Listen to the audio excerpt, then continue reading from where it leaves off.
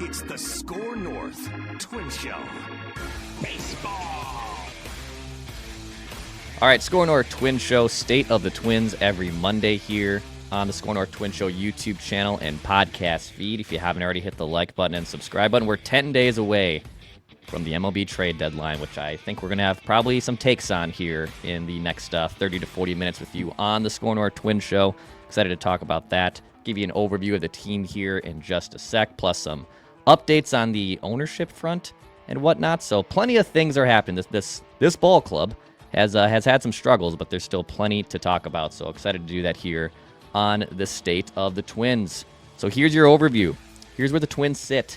They are 48-51. They have a -8 run differential. They're in second place in the AL Central, 11.5 back of the division-leading Tigers, who finally snapped a losing streak.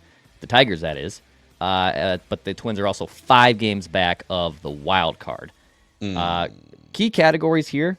Some key categories. Some of these actually went up. They're 20th in runs scored, which is pretty much where they have been for the entire portion of the 2025 campaign. Their team OPS did rise, though. They are now 16th in team OPS. That is up from, I believe, 19th, 20th a week ago. They are 8th with runners in scoring position. Team ERA, they are 21st. Starter ERA is 19th. Bullpen ERA is 22nd on the season. Playoff odds, Baseball Reference has the Twins at a 4.1% chance to make the playoffs. It's down about 3.7% from last week. Fangraphs, let's see here. Fangraphs gives the Twins a 17% chance to make the playoffs. So Fangraphs has been a lot more bullish. Love Fangraphs. Thank you, Fangraphs. Go Fangraphs. Don't let it die. Don't let it die. Vibe check from the Twins. I'll actually start you guys off with the vibe check. It's pretty simple. The vibes are sellers. Sellers in all capital letters. So they lose 2 out of 3 against the Rockies. I'm seeing Jeff Passan. I'm seeing Jim Bowden. Everyone is now throwing out the Duran Griffin-Jacks trade ideas for the Twins as being sellers at the deadline. Passan even said yesterday on Baseball Tonight, it's even more likely Duran would go on the open market than Emmanuel Clase, who also could be one of the best closers and relief pitchers available at the trade deadline. So, yes, the Twins probably still think internally they have a chance here. They're going to open a 3-game series against the Dodgers, but sellers. Sellers is my vibe. It's a selling vibe. Can I go next? Because I've got a vibe check too. First of all, let's honor the fact that you just lost 2 of 3 to the Colorado freaking Rockies, who, by the way, just to put this in some context, they had not won a home series all season long. They had not won a home series all season long, and they beat you on Friday and Saturday. And my vibe check is, because I've got a quote here to back this up, the vibes are delusional. The vibes are delusional, and I am looking at you, Ryan Jeffers, and I know that you're a clubhouse guy and you do speak for the team, so I'm going to assume that you are not alone in this take that I took from this morning's Star Tribune game story. Quote Jeffers, "The Detroit Tigers were in the same spot we're in last year, seemingly out of the playoffs," Jeffers pointed out, and indeed Detroit opened the second half 3 games below 500 and 12 games out of first place last year, nearly identical to the Twins today. Continue the quote. "They came back and put together a really good second half after selling players at the deadline. It doesn't mean you can't go out there and win a lot of baseball games and make things interesting down the stretch. You just lost 2 out of 3 to the Rockies? You should be apologizing. Don't be telling me, this goes back to the old, well, if you look at the Washington Nationals in the year they won the World Series, they were in last place at one time. The Rockies are crap. They're an embarrassment to the big leagues. You are delusional. Don't put this out there. It's embarrassing. Apologize for how you played and move on. I don't want to hear anything else about, well, if you look at this, because you won 1 out of 3 games against the 62 Mets, against the 2024 White Sox. The Rockies are in that. They're in that class. If you look a little closer, actually. Yes. So they're delusional. Stop with it. I will say Jeffers also went on to say yesterday that he says, yes, that we understand there's a real chance we have a different locker room in 10 days. So he's not completely blinded by the fact that, yeah, we're probably tracking to be sellers, and you're going to give that diplomat type of quote too from Jeffers, but he also recognizes that this but is don't probably bring up be the a different Tigers thing. locker room. Don't bring up that Tigers thing. Like Well, I people are going to, understand though. it happened. Don't bring it up. Just say we're going to be sellers. We deserve to be. I on Saturday literally kept a foul ball fair by picking it up, and that was followed by a home run. That's one of the dumbest plays I've seen. This guy's better than that. What was the thought there, by the way? That okay, he didn't. Was he thinking, I'm going to pick it up now and just throw him out because there's still time? Or did he not think it was rolling foul? I don't know. It was one of the weirdest, and it's a play that you probably encounter, I don't know how many times throughout the course of your season and career. Like it's kind of a thing that you practice and think about. Man, there's so many places to go with this here. My first vibe check idea was going to be vibes are Shockmaster-like, and Declan would understand that mid-90s WCW reference where, just to summarize it, there was, I think, a War Games match between like the bad guys, like a handful of bad guys, and then the good guys led by Sting and some of the popular wrestlers of the era. And they were going to unveil, I think it was the good guy team, was going to unveil their new secret, shocking tag team partner. And we're going to debut. Here we are, coming out of the All-Star break. Let's get it. Let's go chase a playoff spot. Here's our big debut in the second half of the season. The Shockmaster was going to break through this wall with like his Stormtrooper outfit, this new wrestler, and like, be this force. And he tripped over a piece of wood. They were live on TV, by the way. Tripped over a piece of wood, fell to the ground. His Stormtrooper helmet came off, and he like scrambles to put it back on live TV. And it was one of the most embarrassing moments. I'm watching the Twins against one of the two worst teams in baseball, historically bad team, the worst team in baseball this year. Mm-hmm. And it's like, all right, here we go. Let's rock and roll. Got the Rockies. The schedule gets tough with the Dodgers, the Red Sox. But let's take care of business and trip over themselves on Friday and Saturday. But I'll give you another vibe check here. Too little, too late. The vibes are too little, too late. Happy to see that yesterday, after getting pinch hit for on Friday and sitting on Saturday, that Royce Lewis came out and hits his first 2 home runs since June 13th with an injury stint in there. So Royce Lewis has kind of joined the party here. A couple big solo home runs to provide a cushion yesterday. But it's July 21st now, and you're behind 5 teams in the wild card race. You're 11 and a half games behind the Tigers. Like, Royce Lewis could potentially get white hot for the next 2+ months, and it would not shock me, but it will not prevent them from making trades as sellers at the deadline.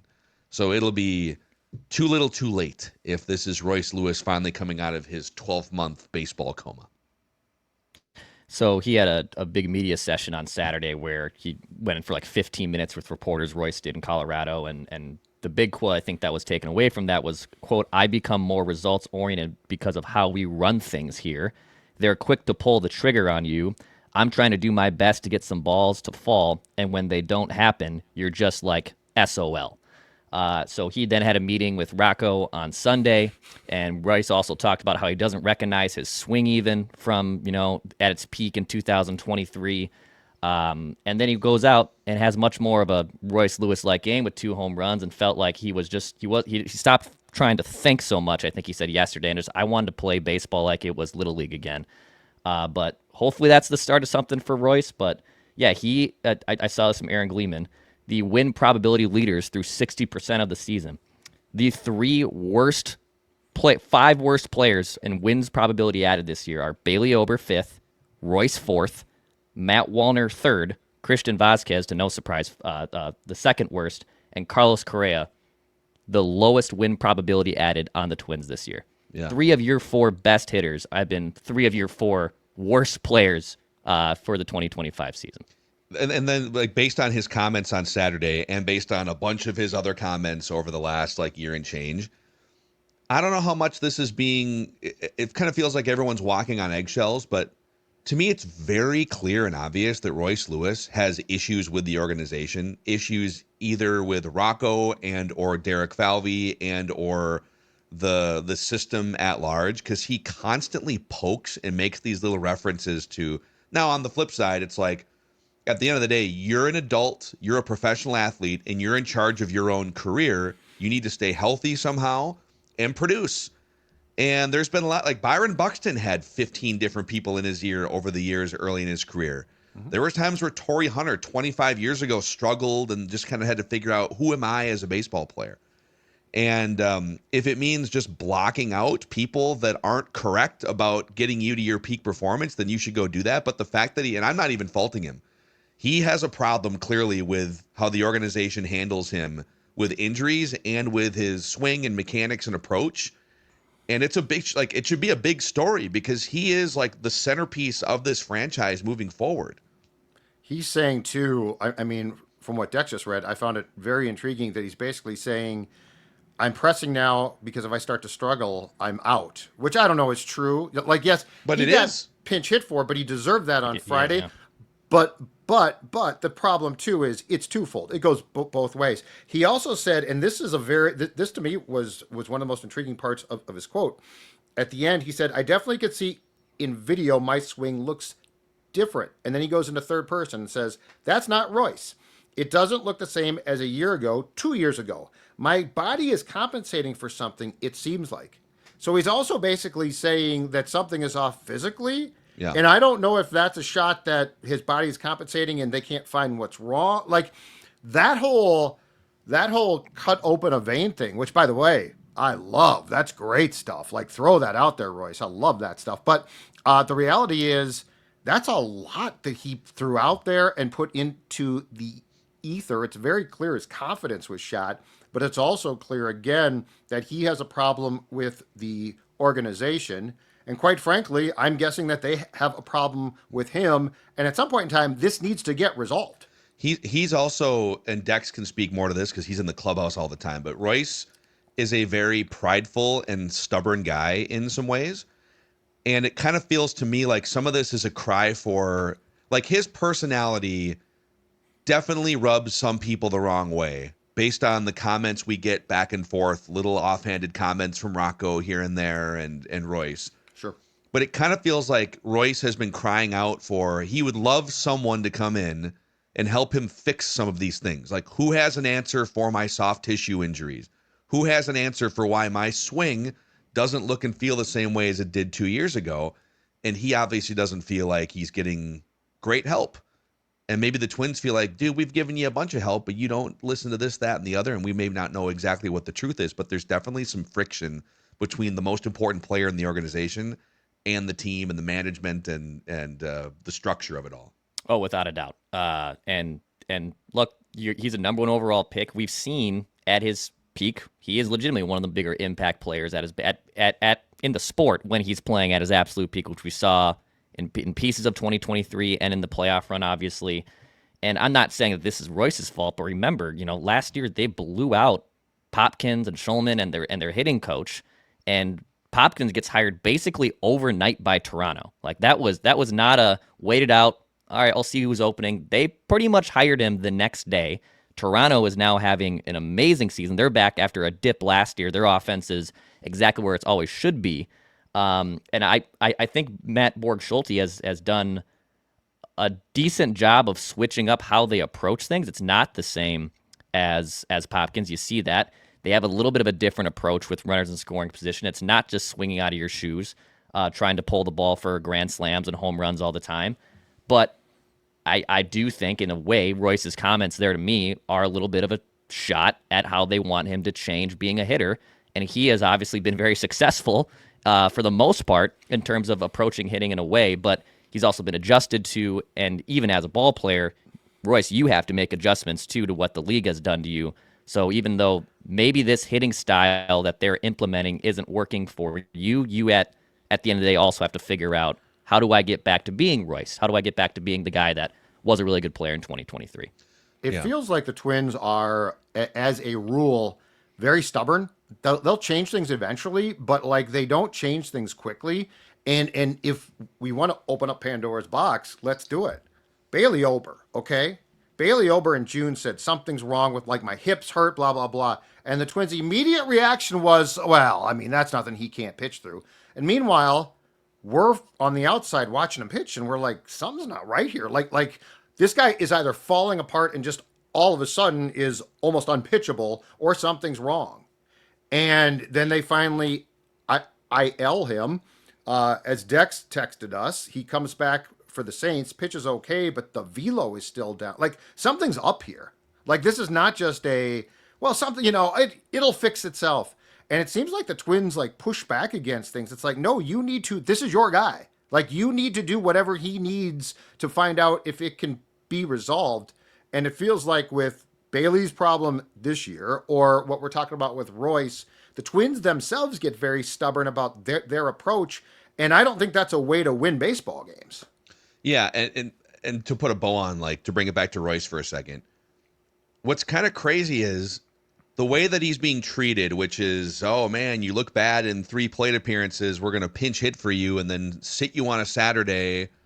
And the way that he's talking, you'd think that, man, like, he must just be performing terribly lately, right? But with an injury stint in there, since June 3rd, in the 23 games he's played in, Royce Lewis is hitting 307, 361 on base percentage, and a 480 slugging percentage, only 11 strikeouts in 83 plate appearances. So, like, from a results standpoint, that's pretty awesome. Those are pretty, like, I think his peak is even higher than that. So maybe he's riding a little below his, like, power peak over that stretch. But I don't know. But he clearly thinks, and they're telling him with their actions by not trusting him to hit 4th plate appearance, that it's just not working, dude. It's not, we literally don't trust you to take a late inning at bat against the Rockies pitching staff. So there's just it feels kind of messy, yeah. And like there's a lot to untangle here. I don't know how it ends, but it's not good right now. And that's where the results oriented quote comes from with Royce. So like results or he's striking out less lately. He looks a little bit better at the plate, but to his point, and I test matches this year too, like his swing and his bravado has still really not been there, even during this stretch, in my opinion. Like, yeah, those numbers are nice. Those are good results. You can take that over the course of 162, but even he can recognize something's a little off there. Favorite thing, ownership thing. I know there was an update from LaBelle Neal on the Chin Music podcast. Do you guys want to get into that here on the SKOR North Twins Show? Yeah, in fact, sorry, I was looking through, because LaBelle Neal had this report, so I was just looking through StarTribune.com, and I couldn't find it. But I did find this. It looks like he said it on a podcast. So a Talk North podcast. I'll just throw this out officially. My favorite thing is that after 11 months, we appear to be headed for a landing on this ownership situation, according to LaBelle's report on the Talk North podcast network. So he said Tuesday ended up being a very interesting day because I made a call in the morning and then I made a call in the afternoon. And the one thing I found out was, I think I mentioned this before here, that they've had people express interest in being part of the ownership group to own maybe 10 or 20 or 30%, but they didn't really have a lead dog to be the main anchor owner or investor. Well, apparently that anchor investor has emerged, LaBelle said. So things are moving in a positive direction here. I think they've got some hurdles to cross and some more meetings to take place, but apparently they found an anchor person to be the main person owning the team. I came away after talking to people on Tuesday thinking that something could happen here. There's a chance the new owner could be identified, I think, before the end of the regular season, and that the transaction would take place sometime in the offseason. So LaBelle's more of a columnist now. He's not on the Twins beat. But LaBelle is, I think, the longest tenured Twins beat writer and reporter in the history of the Star Tribune, like, because he started covering that team 2.5 decades ago. He's super plugged in, and he's saying he is reporting that that anchor investor has been identified and that they are down the road, and the process could wrap up sometime in the next, he says, the next 4 to 6 weeks are going to be interesting. And yeah. So I assume that this means that the anchor investor and his group are going to meet the $1.7 billion asking price, which is what the Rays are being sold for. And you're not going to sell. I don't think that you're going to sell the Twins for less than the Rays, considering they don't have a stadium, considering their current state of off the field stuff. On the field, they're incredible. Off the field, they're in a minor league ballpark right now. I think they're going to move back into the Trop next year, but that's not the solution. Yeah. They're going to try to build something, it sounds like, in Tampa, not St. Pete, which is great. But yeah, if you have an investor or an investment group now that has a lead investor and you're going to pay the $1.7 billion, I do think, and we obviously don't have names, so that remains to be seen, but I do think short of it being a hooligan of sorts, which I don't expect, that there will be an overall excitement. Just the changing, and this sounds weird because it's not the greatest business sense thing to say, but just the potential changing of the group and fresh blood. Like, this goes back to, the Twins, the major wart on the franchise now is the poll ads. So like that scene, and once the team gets bought, there's opportunities then for potential changes in the front office, potential changes with the manager, all of those things. So I do think just the news, if and when it comes, of the sale of this franchise is going to create an excitement that has not been seen for a while because of the fact that the fan base is so tired of the poll ads. Mm-hmm. Yeah, and this goes in line with what Rob Manfred said at All-Star Week last week, which was a transaction will take place, I believe was his quote, basically signifying like we're closer than you think we are. The whole Justin Ishbia thing, with that fallout, they basically had to start over again. So what they put the team publicly, at least, for sale in September, October last year. Then we get to the Ishbia thing in December where he's the lead dude. Then we figure out a month later in January, February that actually he's out. He's going to go buy the White Sox, and they had to start over from square one again. And now here they are again, 4 months with a potential lead anchor investor, and we'll see what happens. But to Judd's point, yes, they just need. I don't say they don't need anybody to own the team because that could be a problem. But morale-wise, yes, it would be the best thing to probably happen to the fan base in a very long time. But are we? Long term, you don't want just anybody owning the franchise. But short term, is it fair to say that literally anybody else owning the franchise would create some level of excitement that doesn't currently exist? Yes. Because that's the way that the fans at large feel about the poll-ad ownership, right? Mm-hmm. Absolutely. Yeah, and look, the Wilfs are great owners, right? They own the Vikings. Vikings fans typically like them. There's typically always a dissonance, in my opinion, between ownership and fan base. But right now in Minnesota sports, it's never been more palpable how much Minnesota sports, forget Twins fans, Minnesota sports fans, even broader, do not like the poll-ads and are ready for new ownership. Quick shout out, by the way, to my friends at Grandpa's Barbecue. I saw Dave in Duluth, loyal listener, SKOR North, and Dave in Duluth was cooking a beer can chicken using some Grandpa's Barbecue seasoning on that bad boy. Go to grandpa'sbarbecueshop.com to place your orders. Free shipping on orders $50 or more. Some dry rubs, some sauces, some great stuff there from Grandpa's Barbecue Shop. Go check it out. And then for any banking needs, Phil, who should they contact? Well, let's say maybe you are a potential lead dog investor and you're looking to buy a baseball team. Well, North American Banking Company can help you with, by the way, Minnesota-based since 1998. So they are one of us. They know what it's like here in the old Twin Cities, whether it's the blocking and the tackling of banking, which is checking and savings, or you're planning for a bigger business or purchase or buying a home, something bigger. North American Banking Company can give you peace of mind about where you bank. So if you're worried or anxious about the transition process, they will hold your hand, make the transition super easy. Could be a game-changing experience for you and your family. Go to nabankco.com/Mackey to learn more. That's nabankco.com/Mackey. Member FDIC, equal housing lender. Baseball. All right, a lap of least favorite things. I'll start you guys off here, and it's Chris Paddock turning back into a pumpkin.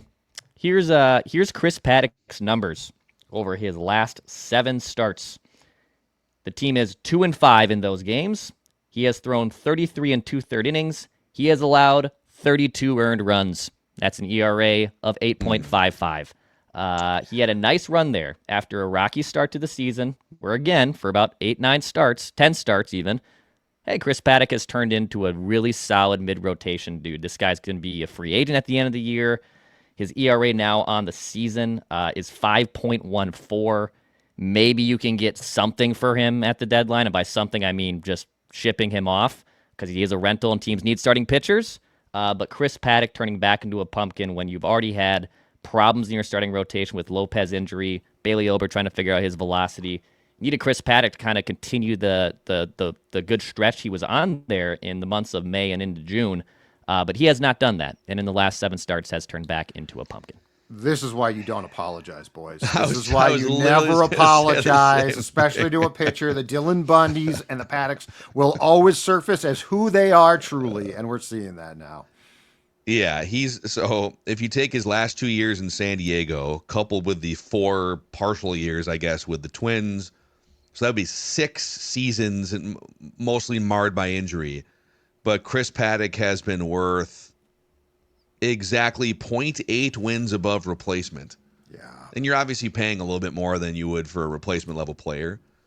This is what stubbornness looks like. They made the trade back 4 or 5 years ago and saw something that he flashed back in 2019 and then lost it the last 2 years in San Diego. Immediately, I mean, the injury thing was in play with that elbow before they made the trade, and then he goes under the knife, so they kind of waste the first couple years. And he showed you like 6 weeks of who he was as a younger pitcher back in 2019, productivity-wise. Yep. But this is what stubbornness looks like, man. Like, they've wanted to make this a thing for 4 years. And here we are. He's 29 years old. Not trying to pick on him. Like, seems like a good guy. But now they need him now. It's like if they're going to climb over 5 teams in that wild card race, Chris Paddock has to be very studly for the next month and a half until maybe they get Pablo Lopez back. Ober's hip gets better. Yeah. Mine is this, and it's going to be a way to back into it because this guy deserves credit. But my least favorite thing is how badly Joe Ryan's season is being wasted. Buxton and Ryan. Yeah. Joe Ryan yesterday. Do you know what he did? Treated the Colorado Rockies like they deserve, like they should be treated. Yeah. Shoved. 11 strikeouts. He has, in the month now of July, given up 5 runs in 25 innings for a 1.8 ERA. He has struck out 28, and he has walked 3. He has given up more than 3 earned runs in only 3 of his 19 starts. Joe Ryan, this is a shame. Like, this guy is having a season that should be like on a playoff team. Like, he's done everything asked. He's turned into a complete stud. He is now the ace. And it's wasted. It's wasted. And it's too bad. So, and Joe, I'm sure Joe privately has said exactly this because that's the type of thing that Joe would say, and good for him. But yeah, he and Buxton have had these marvelous seasons that should be celebrated and should result in like postseason berths. And they're just absolutely wasted on this team, which is not a smart team. It's not a good team. It's a really, for the most part, like those 2 guys are in the eye of a storm of crappy baseball. Yeah, and I think they've definitely, because the Twins, and I have one too here. My least favorite thing is the last 5 years of Twins baseball collectively. Yeah.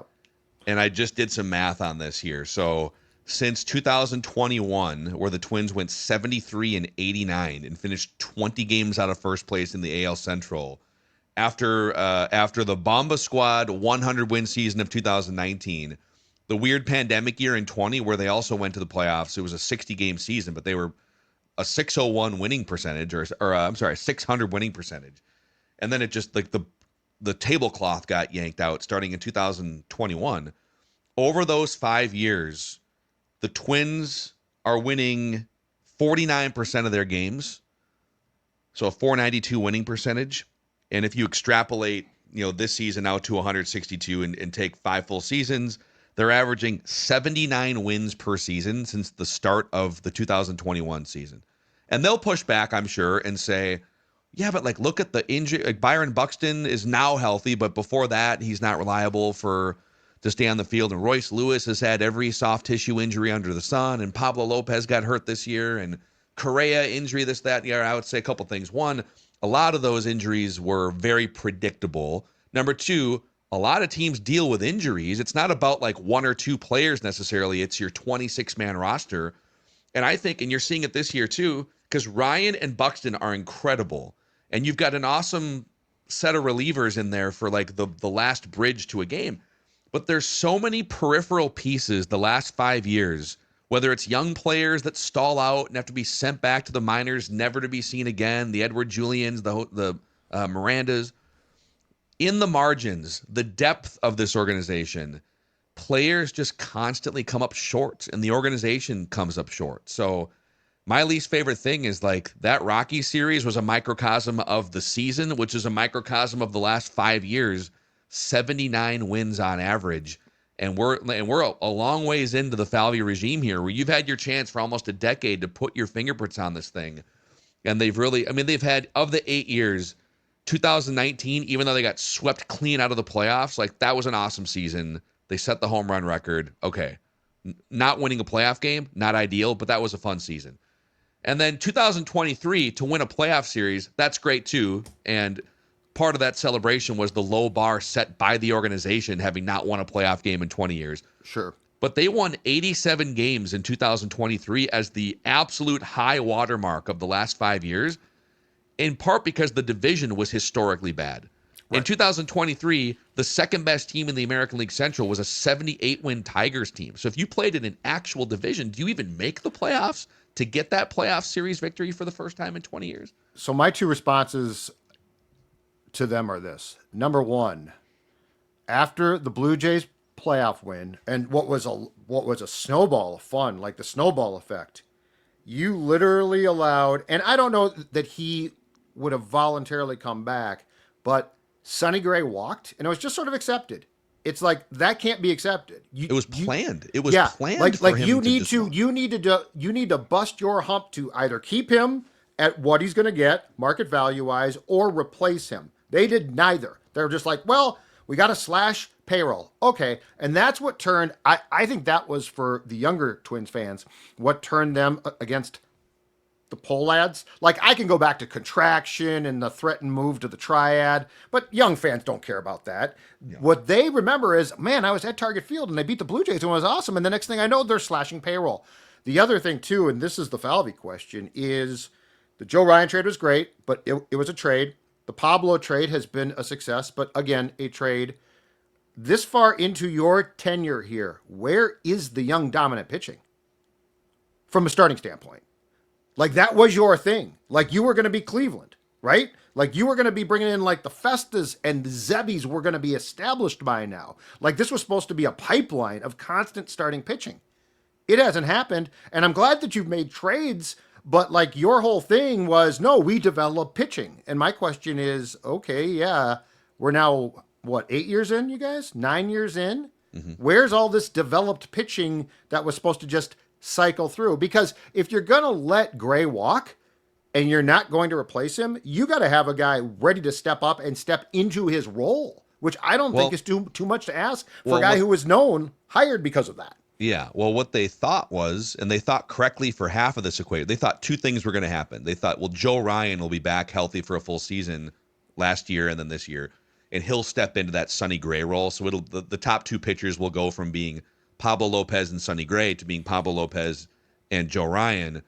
Awesome. And then Chris Paddock being healthy will step into that next slot here, or like Simeon Woods Richardson will take another step as a top 100. I think he was a top 100 Baseball America prospect.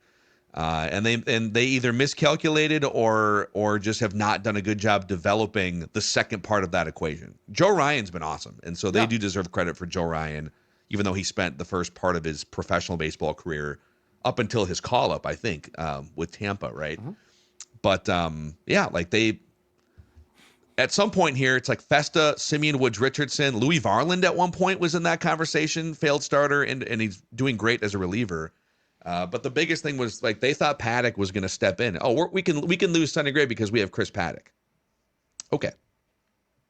All right. So That's all I got to say about that. I think my internet is giving me some gremlins here. So I'm gonna end the show. I'm gonna end SKOR North Twins Show here as my internet fades out. Appreciate you guys. Hit the like button, subscribe button here. We'll be back soon. Rocky's got you.